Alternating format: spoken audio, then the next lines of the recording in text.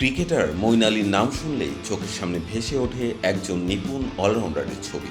ইংল্যান্ডের হয়ে দীর্ঘ ১০ বছরের ক্যারিয়ারে অসামান্য কৃতিত্বের জন্য মঈন পরিচিতি পেয়েছেন বিশ্বজুড়ে। তবে এবার তার পরিচয়ের সঙ্গে যুক্ত হলো আরেকটি গৌরবময় অধ্যায়। তিনি এখন ডক্টর মঈন আলী। ক্রিকেটে তার অসামান্য অবদানের জন্য ইংল্যান্ডের কভেন্ট্রি বিশ্ববিদ্যালয় তাকে সম্মানসূচক ডক্টরেট অফ আর্ট ডিগ্রি প্রদান করেছে।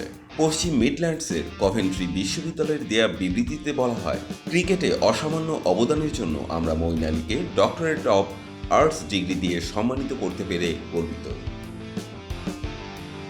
ওয়েস্ট মিডল্যান্ডসে জন্ম নেয়া এই ক্রিকেটার আমাদের গৌরব। নিজের শহরের বিশ্ববিদ্যালয় থেকে এমন সম্মাননা পাওয়ার আনন্দ প্রকাশ করে মঈন বলেন, এটি সত্যি একটি অসাধারণ অনুভূতি।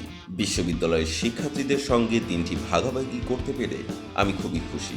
আমি সবসময় সাধ্যমতো নিজের সেরাটা দেওয়ার চেষ্টা করেছি। এই স্বীকৃতি আমার জন্য বিশেষ কিছু। মঈন আলীর ক্যারিয়ার ছিল স্মরণীয়। তিনি ইংল্যান্ডের হয়ে 2টি বিশ্বকাপ জিতেছেন, একটি ওয়ানডে এবং একটি টি-20। তার ব্যাটিংয়ের কারিশমা এবং স্পিনের বুদ্ধিদীপ্ত প্রয়োগ তাকে তৈরি করেছে একজন পূর্ণাঙ্গ অলরাউন্ডার হিসেবে। তার 10 বছরের আন্তর্জাতিক ক্যারিয়ারে মঈন খেলেছেন 225টি আন্তর্জাতিক ম্যাচ, যেখানে তার ব্যাট ও বলের সমন্বয়ে অর্জিত হয়েছে অসংখ্য ঐতিহাসিক মুহূর্ত। 2023 সালের সেপ্টেম্বরে আন্তর্জাতিক ক্রিকেট থেকে অবসরের ঘোষণা দেন মঈন।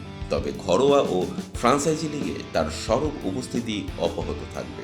মঈনের মতো ক্রিকেটারদের জন্য ডক্টরেট শুধু একটি সম্মান নয়, এটি তাদের বহুমুখী অর্জনের স্বীকৃতি। মঈনের আগে ইংল্যান্ডের স্টিভেন ফিন এবং ভারতের কিংবদন্তি রাহুল দ্রাবিড়ের মতো ক্রিকেটাররাও ডক্টরেট প্রাপ্তির প্রস্তাব পেয়েছেন। তবে দ্রাবিড় বিনয়ের সঙ্গে তা প্রত্যাখ্যান করে ভিন্ন দৃষ্টিভঙ্গির উদাহরণ স্থাপন করেছিলেন।